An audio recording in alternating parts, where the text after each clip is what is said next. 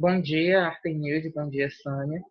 Bom dia. Esse momento, gente, que a gente está aqui reunido é um momento de estudo, né? Eu sou Elismar Júnior, Artenilde Silva e a Sâmia Tamires. Somos professores e professoras da Escola Estadual de Dança Lenir Argento e hoje a gente está aqui nesse momento para compartilhar um pouco das nossas pesquisas e das nossas reflexões com relação à pedagogia griot, à oralidade, à escrita, as mediações entre esses pontos e a relação disso tudo com a questão afrodescendente, com a questão negra e com o ensino da dança, certo? E aí, para iniciar esse momento, eu acho importante a gente pautar que esse vídeo está sendo gravado no dia 13 de maio, que é uma data importante para a gente pensar sobre essas e outras questões. Né, Artemis, pode falar um pouco mais sobre a importância da É data? uma data muito simbólica, né? Quando se trata da questão da oralidade, porque trata-se do contar história. Quem conta a história sobre o 13 de maio? Para quem conta, como conta? Não é? Porque a oralidade, é importante a gente dizer que antes de ser escrita é oralidade, e mesmo pós-escrita continua sendo oralidade. Mas quando se trata do reconhecimento cultural, a tendência é irmos para um lado do não reconhecimento da oralidade como um conhecimento, não é? Não reconhecer esse lugar de fala, onde as comunidades afro-indígenas sempre se colocaram e se mantêm até hoje, mesmo os jovens que, quando buscam o resgate da sua... Não é resgate, é a manutenção, o direito de existir. Quando a juventude busca esse direito, reforçar esse direito de existir, vai partir pela oralidade. O ser humano não vive sem oralidade. E o 13 de maio ele representa isso. Por quê? O europeu, quando conta a história do 13 de maio, oralmente e depois registrado simbolicamente, através dos símbolos, né, que é a escrita, ele conta uma história muito romântica, diz que hoje é o dia da abolição da escravatura. Mas nós precisamos nos perguntar, existe realmente uma abolição? Existiu uma abolição? Não é? A gente pode até dizer que hoje representa o dia da fake news, né? Não podemos dizer que é news porque não é nova, é uma fake muito antiga.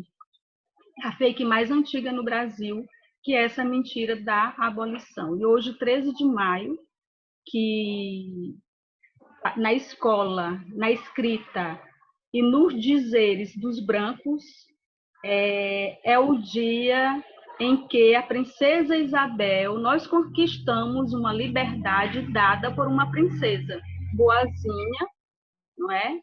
E que no dia 13 ela pegou uma bela caneta de ouro e assinou uma lei chamada Lei Áurea. E essa Lei Áurea, é bom a gente dizer que a fake é tão grande que só tem um artigo.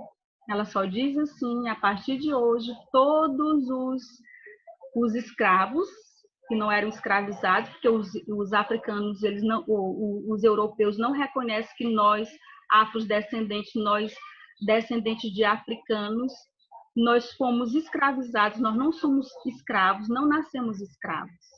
Mas a cultura branca conta essa história de que nós somos escravos. Quando se pensa em negro, em negritude, em afrodescendência, em africano, já diz, é escravo. Como que nós tivéssemos nascido prontos e acabados para a escravidão. E a Lei Áurea, ela diz isso com muita nitidez. A partir de hoje, todos os escravos estão abolidos, mas ela não diz o que é que nós vamos fazer a partir dali. Porque ela já tinha várias legislações antes que dizia que negro nesse país não teria escola, não teria acesso à terra, que é a lei da terra, que não teria direito à escola, porque também existem leis em toda a história do Brasil de que negros não teria direito ao banco escolar. E aí, por isso, dizem que nós não temos educação. A gente não tem acesso à escola, a gente não tem educação. Quando, na verdade, a educação nada mais é do que aprender a ler. Eu vou para a escola não é para me educar, eu vou para a escola para aprender a escrever, ler e escrever. Ou seja, registrar a minha oralidade. A escola serve para isso, para registrar a oralidade. Nada mais. Então, o 13 de maio é muito importante. Agora, o europeu conta essa história da abolição, mas nós contamos uma outra história do 13 de maio. E aí, nesse momento, eu acho importante também de colocar que a gente reinventa essa data e reconta a nossa história, né? Hoje é uma data também muito importante para as religiões de matriz africana, em especial a Umbanda, que é o dia que se comemora os pretos velhos. E aí isso faz um link incrível com o que nós estamos discutindo, que é a questão do saber, da sabedoria dos mestres e das mestras griots, que são grandes detentores de conhecimento dessa oralidade. E aí a gente poderia falar um pouco sobre isso, né? É importante frisar também que nós estamos utilizando um fragmento de um texto, que é uma dissertação de mestrado, intitulada de... Espera aí, só um minuto. Educação e Cultura da Tradição Oral, um encontro com a pedagogia griot, que foi escrita por Dutra, né, uma dissertação de mestrado, e aí o link para acessar o texto vai estar aqui embaixo na descrição da postagem. E aí, Sâmia, tu estava falando um dia desses para a gente da tua avó, né, que também é uma grande griot, que é uma grande mestra da sabedoria. Eu queria que tu pudesse falar um pouco sobre qual é o teu entendimento a partir da leitura do texto e a partir da tua leitura de mundo, né, sobre o que é esse mestre, essa mestra griot. Bom, esse mestre griot, com minha avó, um exemplo também, é muito importante para a gente da atualidade pensar que teve gente atrás que lutou pelo agora da gente, que o agora atual da gente está menos pior, vou se dizer, porque ainda tem muita coisa a melhorar, porque antes da gente vieram muita gente a lutar por brigar por um lugar, por uma questão, por um espaço, pela uma educação, pela valorização do que é nosso e não que é o tanto de fora que vem, né? E eu trago a minha avó como um exemplo vivo, graças a Deus, que hoje reside em Coivaras, Piauí, que conta para mim histórias de quando ela morava no interior e dos principais meios de viver dela era a costura. E isso é altamente rico. Não menospreza esse tipo de... Não pode se comparar com a escrita de um que estava na escola e ela que estava aprendendo a costura. Não se deve se dizer que ela, por não estar na escola, é menos do que eu que estava na escola. E ela sempre trouxe isso para a gente.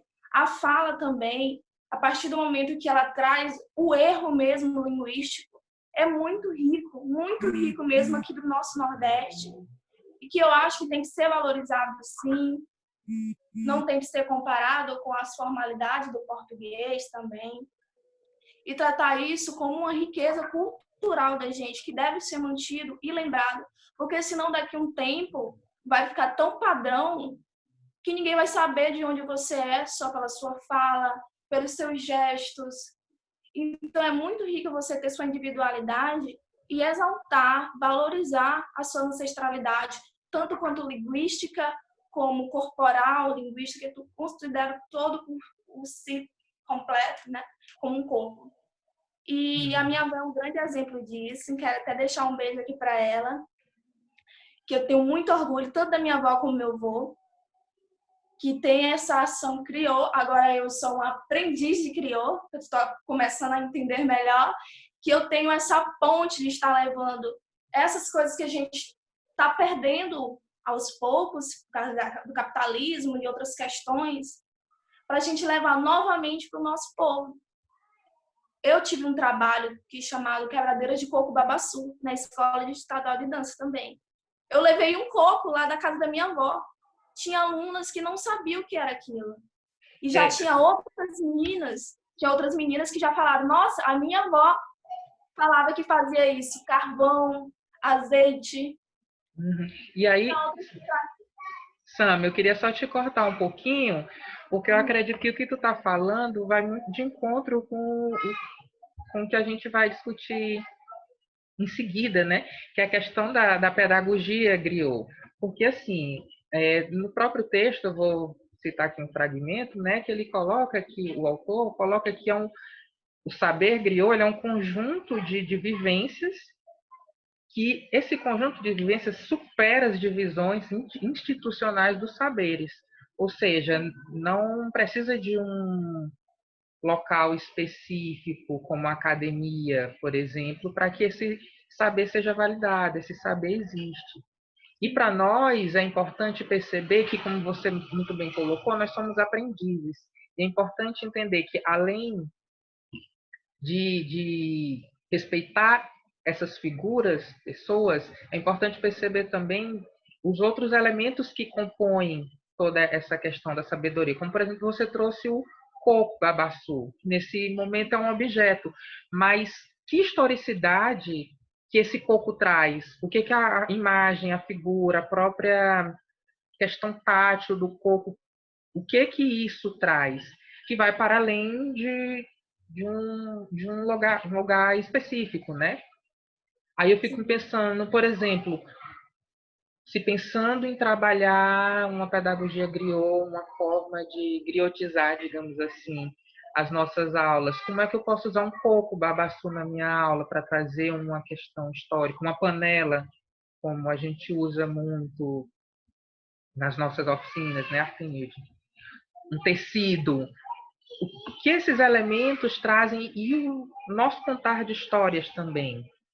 Porque, na verdade, o que é o griot, né? Eu acho que é importante a gente colocar aqui o que é essa figura. Definir o que é esse griot. Primeiro que é uma palavra que tem várias origens. Tem, inclusive, origem francesa, que vem com um termo no final, né? E tem também uma definição muito interessante que é do Rampatebá. Isso, que é africano, agora deu um branco, né? Na minha mente, que ele é de uma cultura africana, do savana da África, não é? E que ele traz a nomenclatura feminina, que é com R no final, né? Que é griote, que isso é a nomenclatura feminina. E tem o griot já por ser aportuguesado, como a gente costuma chamar aqui, né? O griot. Mas tudo isso para falar de uma figura chamada o guardião da memória, aquele que é responsável para guardar uma cultura na sua memória. E a memória para a afrodescendência é muito importante porque fala da cabeça, é o meu ori, não é? E um dos maiores representantes quando se trata das religiões de matriz africana, no culto africano, no ritual africano, é a dança. A dança representa todos esses elementos e ela está onde? Na cabeça.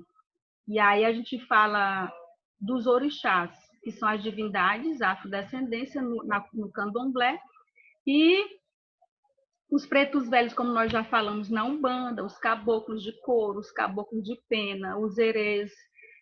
A Umbanda é uma imensidão, né? E nós vamos ter... Mas todos dançam, todos se representam a partir da dança. E esse guardião, segundo também o mesmo autor africano, das savanas africanas, ele vai dizer que ele se divide em três figuras, em três representações. E essas três representações, uma delas é o músico, e que, querendo ou não, a música está relacionada à dança. Sim. E aí, ou seja, é um elemento que guarda a memória no Ori, que é uma biblioteca viva, que quando nós perdemos essas figuras, a gente perde uma imensidade de saberes, não construído por ele, mas que ele já vem arquivando, ele é o arquivo dessa memória, né? essa memória ela é fixa? Ele vai passar o tempo todo contando as mesmas histórias? Não. Cada um vai recontando. Por isso que é importante a presença do griot. Por isso que a oralidade é muito importante. O que é que a gente perde quando a gente não valoriza a oralidade? A criatividade. Porque a escrita ela não dá oportunidade a criar. Ela já está pré-definida. Agora, o contar, o narrar a história, cada um vai colocar elemento diferente a partir da sua própria criação, em especial a sua experiência. Aí eu gostaria de pegar o gancho, Artemildes, e falar para quem está acompanhando as nossas aulas, né, da dança afro, deve ter percebido que a gente tocou no Mercedes Batista e Marlene Silva, que as duas, infelizmente, já faleceram, ou felizmente, né, passaram para um lugar melhor, enfim. Um outro plano, Um outro plano, pelo menos. E são duas mestres griots, foram duas mestres griots com um conhecimento incrível e que hoje é necessário a gente recontar essas histórias, né? A Marlene Silva morreu nesse ano, no mês passado. E a Mercedes, acho que foi em 2009, 2014, não foi, Samir? Isso. E aí, então, é importante nós, enquanto aprendizes de griot, reconhecer nessas figuras também, assim como nos orixás, como nos guias da Umbanda e em diversas outras divindades das culturas africanas, reconhecer essas histórias, esses pontos e trazer para as nossas aulas, porque, afinal de contas, dançar também é tudo isso. A gente dança a partir de tudo isso. E quem é o griot? Quem é a griote? Não é? Quem é essa figura? Essa figura ela precisa se auto-reconhecer, griot, mas também ter o reconhecimento da comunidade. A comunidade é que também vai dizer se ela é griot ou não. Mas vai usar essa palavra? Não. A gente está falando de subjetividades. É a relação com a comunidade que vai definir essa pessoa, né, que vai reconhecer, essa relação com a comunidade que vai definir essa pessoa como griot, como mestre. Né? É no silêncio, às vezes, é no olhar, é na busca de aconselhamento, né? Pelo aconselhamento, que também tem um outro elemento que ele chama, que está dentro de um conceito onde, inclusive, vai pedir a mão vai resolver a questão do matrimônio, né? O aconselhador, a conselheira, o conselheiro, não é? Então é um outro elemento. Tem o elemento que é músico e tem um elemento que é conselheiro, mas isso não impede. E aí lá embaixo vai ter também o poeta, né? Que aí entra a dança, quer dizer, mas pode ser em um único, aliás, será normalmente em uma única pessoa. Essa pessoa ela agrega todos essas características. E aí me faz lembrar do Krenak, que é um indígena nosso brasileiro, um grande pensador sobre as relações com a natureza, e ele fala como adiar o fim do mundo. E ele diz que uma das formas de adiar o fim do mundo é contar histórias. Ou seja, o griot tem essa função de adiar o fim do mundo. Que fim é esse, né? Que fim de mundo é esse? É porque se a história ela não é viva, isso a escrita já diz. Se nós não mantermos viva a nossa história, não tem como continuar vivendo. E aí me lembra de uma outra figura, que é a sankofa, que é de uma outra cultura na África, que é um símbolo de um pássaro que olha para trás. E isso é muito emblemático acredito que no continente africano como um todo, que é a questão de reconhecer o meu passado para mim poder ter coragem de continuar buscando o futuro. E quando a gente reconhece o nosso griot, a sabedoria, nessa figura, nós estamos olhando para trás, estamos indo buscar nessa vasilha, nessa cumbuca, nessa cuia, nessa panela, nesse cesto, nesse pano, no búzio, nesse coco. no coco, não é?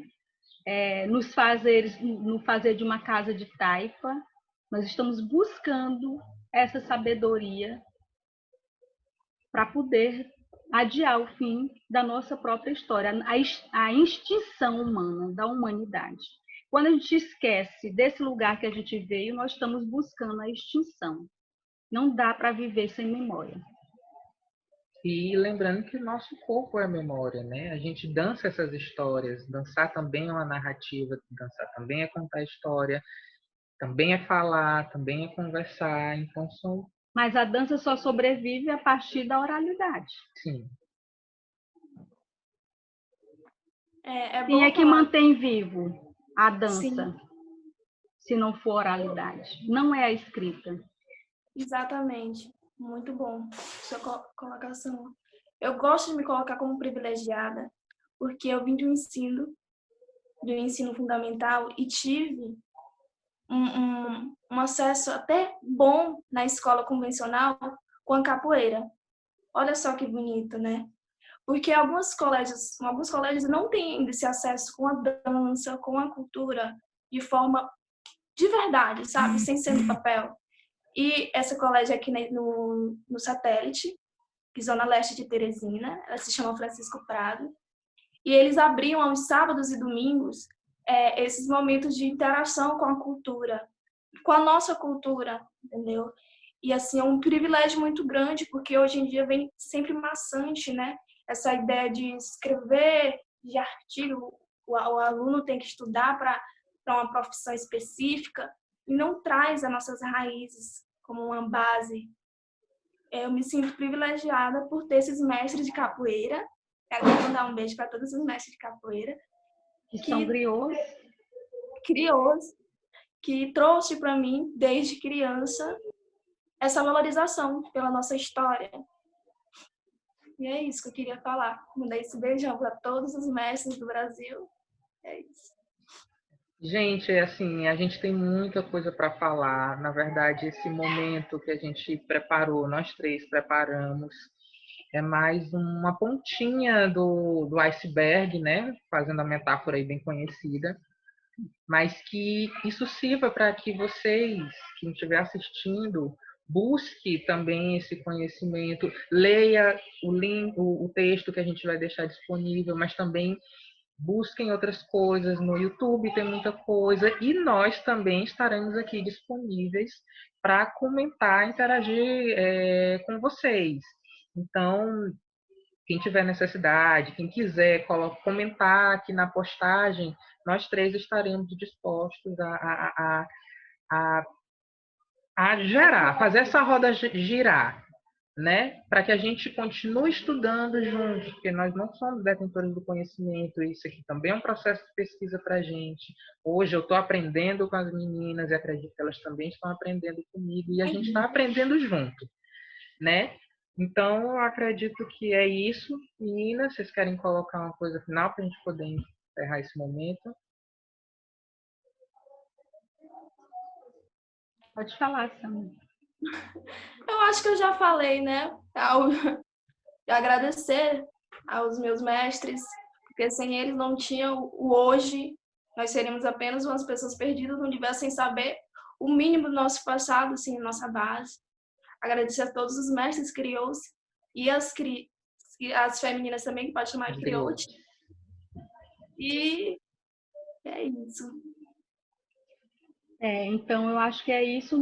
A ideia é que a gente se mantenha nesse caminho, valorizando os nossos saberes, evitando comparação, dizer que existe forma certa de falar, forma certa de sentar, forma certa de se comportar.